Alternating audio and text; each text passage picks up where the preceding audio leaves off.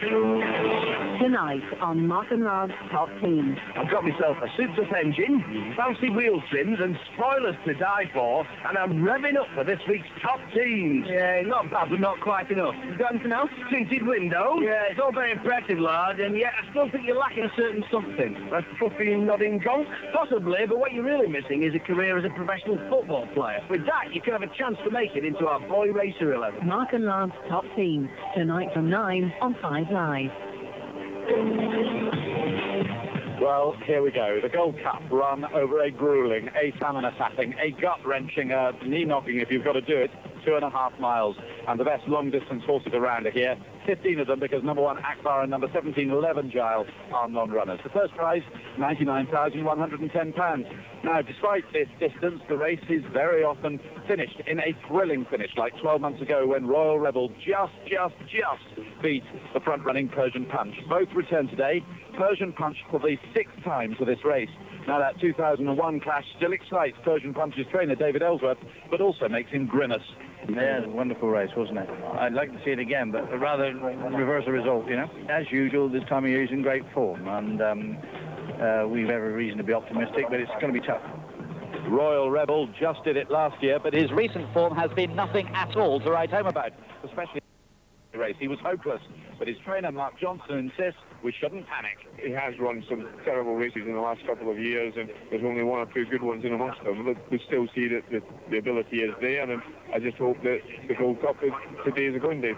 What about Vinnie Rowe? He's the younger pretender from Ireland, having won there St Leger on 2 occasions. But he's never done anything like this, 2.5 miles. So the big question for his trainer, Dermot Wells, is will his stamina last out for 2.5 miles? If the Gold Cup is the centrepiece, he's entitled to have a crack at it.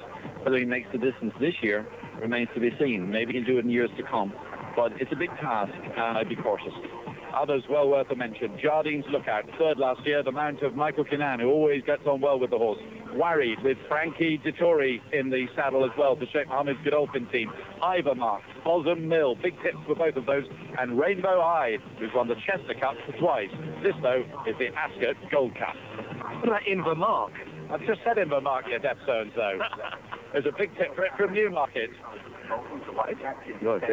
Be-wax that man's ears. So again, if it was cut in the ground, he'd be very dangerous to him. The voice of Walter Swinburne, who was actually, the reason I wasn't listening to Courtney is, there's a very good reason for not listening to him, because Walter was telling me a great story. So I was going to ask Walter about what it's like to ride in a 2.5 mile race, which is obviously a bog standard race in the National Hunt World, but it's a very long race in the world of flat racing. And he was telling me a great story about a race that's even longer here, the Queen Alexandra Stakes, which is what, 2 miles 6, 2 3/4 miles. It's the last race here on the Friday of Royal Ascot over 2 miles 6 furlongs, and it don't take some getting after a long week here. And the positions in the Ritz Club Trophy at the time were That's for the leading jockey at the meeting. That's right, John. And I had to win the last, and I needed Pat Edry to finish worse than second in order for me to pick it up. And all the way up the straight here, I was 3/4 of a length in front of him, with P. Edry shouting at me, "I'm still here, Wal, I'm still here." What happened? It was a very bittersweet memory. I won, and I beat him. He was 3/4 of a length second, and he took the Ritz Club Trophy. But when you're riding in flat racing, a race of this length, so how much of it is about pace and judging the pace? It is. I think it's something more important than that, John, is getting your horse to settle. You know, just getting him into a comfortable rhythm and getting him to settle. And then obviously, once you've got that, then the horse will pace himself. And it's all about conserving energy then from then on in. And the race then will really start to happen properly when they get down to 20 bottoms. And that's when you start picking them off and maybe injecting a bit more pace into it. But I suppose the crucial part is getting your horse to settle in the early stage. So we're used to 9-year-olds winning the Cheltenham Gold Cup, but not just the 9-year-olds winning the Ascot Gold Cup, but we have Persian Punch in this race, running at his 7th Royal meeting, taking him out in the Gold Cup for the 6th time, and he came off second best in that same finish last year with Royal Rebel. But trainer David Ellsworth says Persian Punch really couldn't be in any better shape. As usual, this time of year he's in great form, and we've every reason to be optimistic, but it's going to be tough. But then he has shown this extraordinary grit in the past, hasn't he? Yes. I mean, I think he's run the race 6 times, so one would feel that he's probably had his best chances. But on form and logic, one has to look at it with a reasonable optimism, because he is very well. But he is getting quite old now, and he'd almost be oldest horse to have ever won this race, I think. I think he probably would be. But that won't make any difference when they're arguing up the straight as to who runs fastest, and that's what he does. And is it going to be the usual thing in front and just hoping that nothing else really comes and goes past him? Well, we set out to make it a good gallop, but if anything went faster, that would rather please us, I think. But looking at the race, there doesn't seem any other obvious front runner, so the likelihood of him making the run is very possible, I guess. And that finish of last year with Royal Rebel, how did that sort of, it seems so fresh in our minds? Yeah, it was a wonderful race, wasn't it? Well, I'd like to see it again, but rather reverse the result, you know? David Elder, top man and trainer of Persian Punch today. How do you see this race going, Walter? Oh, I'd love, in many ways, to see, along with a lot of people, I'd love to see Persian Punch win it. I mean, a horse like him deserves to have his name on the winners list, at least once. Somehow I get the feeling that with Vinnie Rowe, I think the trainer's playing down his chances, and he's a beautiful type for this race. He switches off, he conserves his energy, and he has that killer touch at the end. When I was actually asking earlier about pace, it wasn't so much I was thinking about speed as well, just about getting the pace of the race right, if you know what I mean, because it can be a bit stop-start, can't it, this race? It can be, but with a horse like Persian Punch in it, I think you'll find it'll be a nice steady pace through the first mile, and then he'll be picking it up, and there'll be no hiding places after that. You have to stay to get home. All right, well, the parade is just finished in front of the stands. They're going down to the start, so we hand up to our commentary team of Charlie Brooks and Lee Mackenzie.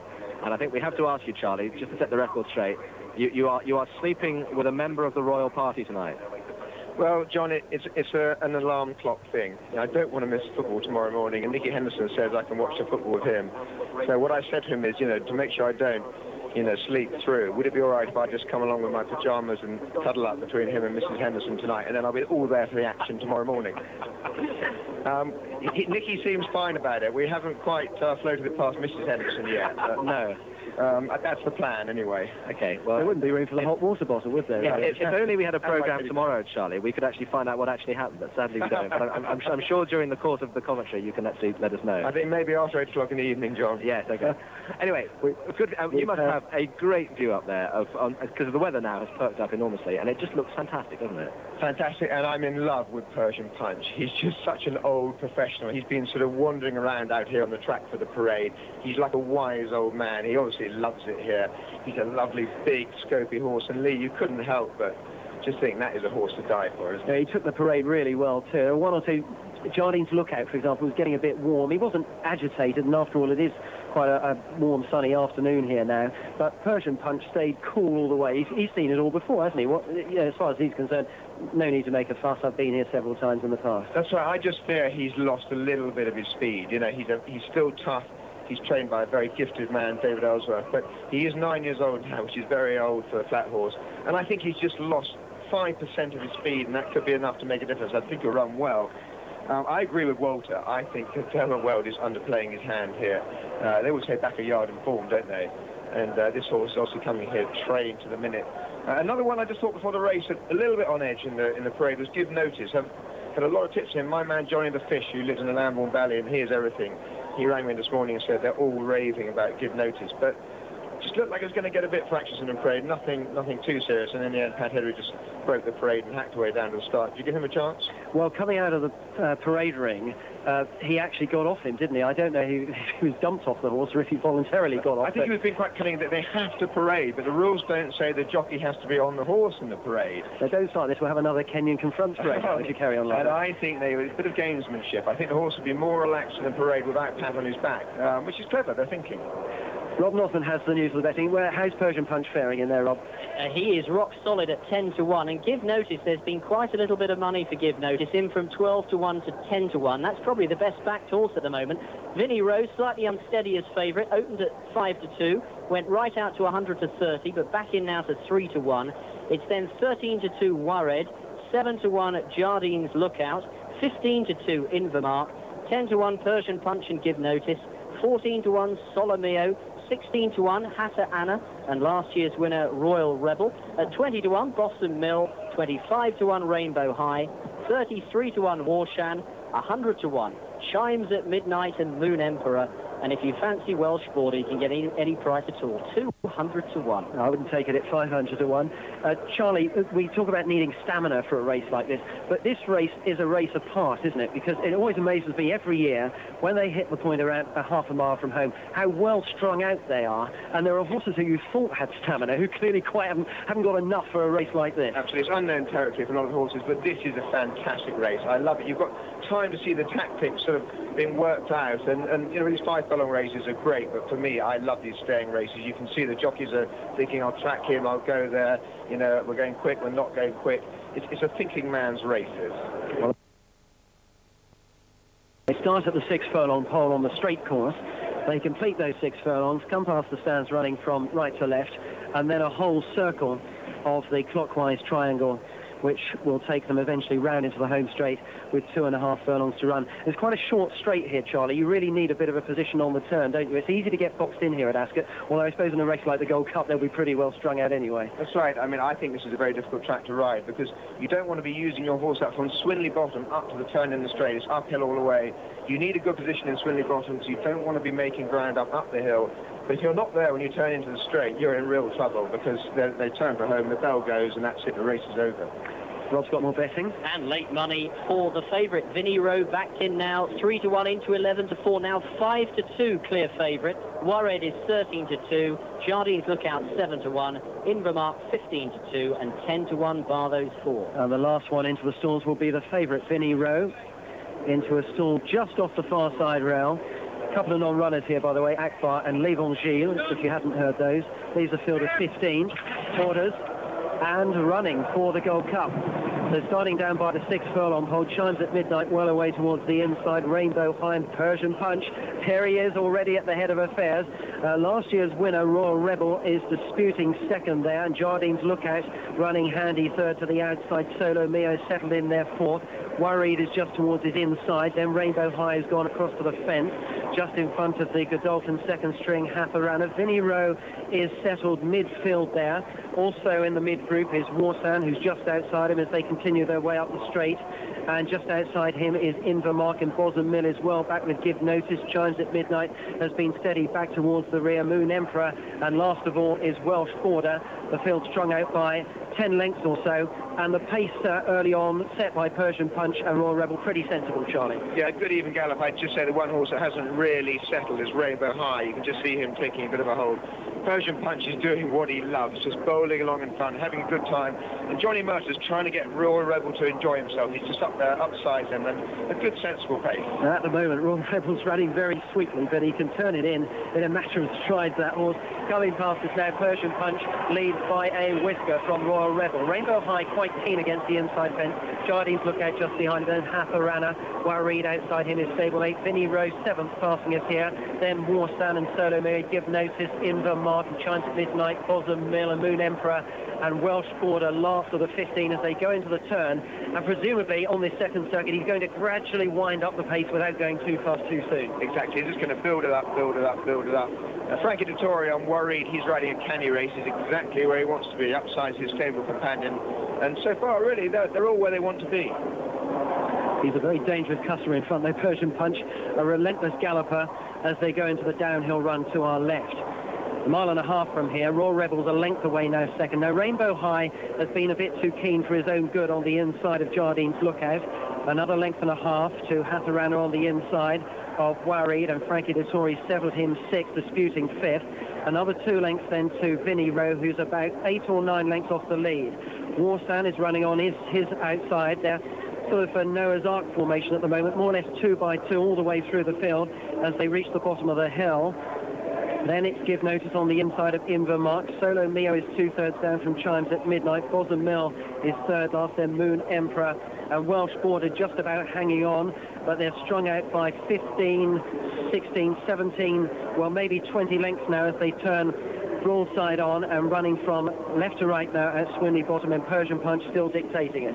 He just looks like he's going as fast as he can to me. I'd say that the jockey on Royal Rebel is really happy. He's just sitting on the quarters of Persian Punch. He's where he wants to be. Just pulls his stick through into his right hand there. He looks so comfortable. He's running a very sweet race at the moment there, Royal Rebel. What's trainer Mark Johnson done to him? He'll be very happy at the moment. He's just where he wants to be. He hasn't even made a move. And Jardines Lookout too. He's travelling nicely. 6 furlongs from home. He started to work now on Persian Punch. He needs half a length now to Royal Rebel, who's after him second, then 2 lengths back to Rainbow High, still travelling sweetly and more kindly now in 3rd place. Jardines Lookout to his outside. The Godolphin pair are another 2 lengths away, Haffer and inside of Wareed. Then Vinnie Rose still happy in 7th place there with Invermark to his outside. Warsan is back then with Give Notice, who's got plenty to do from Bosom Mill, Chimes at Midnight, Moon Emperor, and last by 3 lengths now is Welsh Border as they come to the turn, and the race just starting to develop now. 3 furlongs to go. There goes the bell, and the old boy Persian Punch is still in front. There are plenty with chances. Royal Rebel to his outside, half a length away. Jardines Lookout called on for an effort. Rainbow High hard ridden now. Here's Frankie Dettori on Worried. The favourite Vinnie Rowe has got 4 lengths to make out. He's hard driven. Invermark coming down the outside. It's the same as last year. Persian Punch and Royal Rebel. Here's Worried. Vinnie Rowe down the centre. Hatharana on the inside fence. 5 with a chance now. Inside the final furlong. Vinnie Rowe, the latest challenger. Worried just in behind him. Worried quickens through. Royal Rebel the far side. Persian Punch is beaten. It's Royal Rebel getting up onto the near side. Royal Rebel got it. Royal Rebel just from Vinnie Rowe. He's won 2 in a row. In 3rd place, Worried, then Hatharana, Give Notice running on late, then Persian Punch and Warsad back of the field with Invermark and Jardines to look at him, Bosom Mill. The last few over were Solo, Mio and Rainbow High, who just doesn't get on with this race at all. And I think last over was Welsh Border. In fact, it was. Royal Rebel got it from Vinnie Rowe. Vinnie Rowe came to challenge, but Royal Rebel, I don't know what this horse has done. He's an absolute monkey. And today, he did absolutely nothing wrong. Everything went right. And Vinnie Rowe may be a little bit unlucky. He had to swing wide in the straight. Maybe just cost him the ground that he lost by. But Royal Rebel, he just loved it, didn't he? He was happy all the way. And Johnny Murtick just sit there and sit there and sit there. But the old man Persian Punch was fantastic, and it was great to see Richard Quinn on him. He wasn't hard on the horse when he knew he couldn't win. He wasn't beaten far, was he? He wasn't beaten far, but sadly I think he is now in gentle decline, but he did run another great race. Royal Rebel has won 2 Gold Cups in a row, 16-1, and he's foiled the punt on Vinnie Rowe in 2nd place, 5-2 favourite. There's only about a head in it, and Worried was 3rd at 13-2. Well, last year's race was a cracker. This year's was just as good, and it's got the most unlikely result. It's won by one of the biggest dodge pots in racing, Royal Rebel. Well, that was a fantastic race. You have to say that, you know, you expect in a 5 furlong sprint to get some finishes like that, but after 2.5 miles to get 3 in a line like that, and you had to think as well that Frankie Dettori was going to win it, but no, Royal Rebel for the 2nd year running, Cornelius. And Royal Rebel, trained by Mark Johnston, winning his 3rd Gold Cup after Double Trigger some years ago. Whoa, whew, have you got your breath back? I could hardly see it. I was trying to clamber over people in the owners and trainers stand, trying to get a look. Everything was going brilliantly throughout. He's always in perfect position, and really Persian Punch was fantastic the way he wound it up for us, and really playing into our hands, really, because we knew we were the horse with the stamina. Gone down, then come back again, which is just all Royal Rebel, isn't it?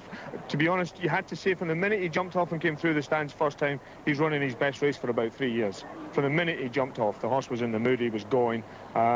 If Royal Rebel's going after 2 furlongs, he's going to be one hell of a horse after 2.5 miles. Because it's fair to say he's rated the sort of biggest dodge pot in racing in many ways. He is in some ways, yeah, but obviously, you know, you've got to forgive him, haven't you? It's fantastic. Same last year, that 2 real dodgy runs before he came here, but this is his game, you know. If he doesn't win another race till next year, I don't care, as long as he comes back for the Gold Cup. And you're a qualified vet. Would you like to get into the mind of a horse like that? No, we don't try and get into their minds. We worry about their legs, and thankfully he doesn't give us too many worries in those departments. Well done to you. That's Mark Johnston. We're just all moving away as Johnny Murtagh salutes the air, shakes Mark Johnston's hand. They can barely believe it. They fancy the horse. Of course they... Race that was. What a race! I mean, it's you have to be here to see it to believe it. And these horses coming in now, and I mean, Royal Rebel, it looks to me as if he's just warming up, but it was amazing. Frankie Dettori just said, I think he said damn, I think that was the word he just said then, because I think he must have thought 100 yards from the finish that he'd won it, and then suddenly the 2 of them just swept past him. he fought off Vinnie Rowe, and just when it looked as if it was between the two of them, and he fought Vinnie Rowe off, and Frankie must have thought, like he said, I've got this, and then Royal Ray, back on his inside, just came through. It's extraordinary how this race, given its length, so often produces finishes like that. It is, and I think in Royal Rebel's case, and obviously some horses in the past, they get into the zone, and that's when it really brings out the best of them. Just when it really starts to hurt, they come into their own. And that's the kind of analogy you'd use with any sport, isn't it? It is, and the zone, I mean, that's the one I like to use, the term I like to use, and definitely applies to them through there. Does it apply to the jockeys as well? Oh, yes. You think Johnny Murtagh, he's here doing 8 stone 8 today, and that's his minimum weight, and I know where, how that feels, and he'll definitely have had to dig deep and gone into the zone. Well done. And there is Johnny Murtagh just going past us now with a huge, great, broad grin on his face. And actually, I was reading his column in the Telegraph today where he was saying that the gods would have to be on his side to get a repeat today, and they certainly were. Cornelius. Well, here's Dermot Weld, who trained Vinnie Rowe, the favourite, who was second. Well, I know you're second, but what a race. He's run a cracking race. He's only a 4-year-old. He tries so hard, as Pat said, is just probably a furlong too far, you know what I mean? It's probably 4 furlongs too far, really. Is it down to stamina? I think it is, you know what I mean? It's his guts and courage that's carrying him all over the last furlong and a half. And you say he's that much younger, he's a couple of years younger than the winner, he's miles younger than Persian Punch. Yeah, Could he come back? Of course he'll be back. Please God, of course he'll be back. He's a lovely horse and he's game and true, and as I said, he'll be back. And when you finish second, after an epic finish like that, does it still feel good to be part of it all? Of course, it's always good to be here. Well, we'll maybe see you in that spot over there for the winner next year. We hope so. Thanks very much indeed. Dermot Weld, the trainer of Vinnie Rowe. And talking about coming back, Pat Eddery has just walked in front of me, 50 years old. He rode a winner here yesterday, which equaled Lester Piggott's number of winners. I think he needs, is it 73 odd or something odd to equal Sir Gordon Richards' record, and he's determined to go on for that. 377. I knew there was a 7 in there somewhere. But talking about longevity, and we've had Persian Punch running here today in equine terms at 9. That's extraordinary. But Pat Eddery, just you as a former colleague in the weighing room must look at him and think, wow. Oh, absolutely, but it's no surprise to any one of us who've been in the weighing room with Pat, and he's the true professional, and what's incredible is that he's as fit now and riding as well, as he was 20 years ago, so I wouldn't put it beyond him not doing it. Sure. And a good day? Lovely day, John, and just great to be here to see that. It was a fantastic finale to our coverage. Walter, thank you very much indeed for being with us today, and also to James Whittaker from the Daily Mirror, and to everybody else who's contributed during the course of the programme. It is just the most perfect summer spectacle here, really. A massive colour around the unsaddling enclosure, and if the social world is at its zenith here, the equine world as well was as too, because that was one of the great horse races we've seen here. It may not have, as I said at the start of the programme, the prestige in terms of being a championship race that the Cheltenham Gold Cup does, but it's given us a really epic finale to our Ladies' Day coverage here on 5 Live, and maybe we'll do it again next year. See you at 7:30 tomorrow morning.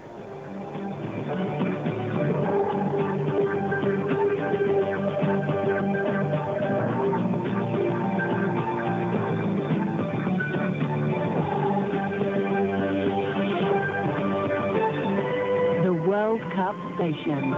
This is 5 Live. Good afternoon, 4 o'clock. This is Drive with Peter Allen and Jane Garvey, and these are the headlines. A British banker has been killed by a car bomb in Saudi Arabia. Tomaree Peninsula Vision Impaired Group, Factory Community Centre, Dial a Friend, and IC Fellowship for the Blind and Vision Impaired.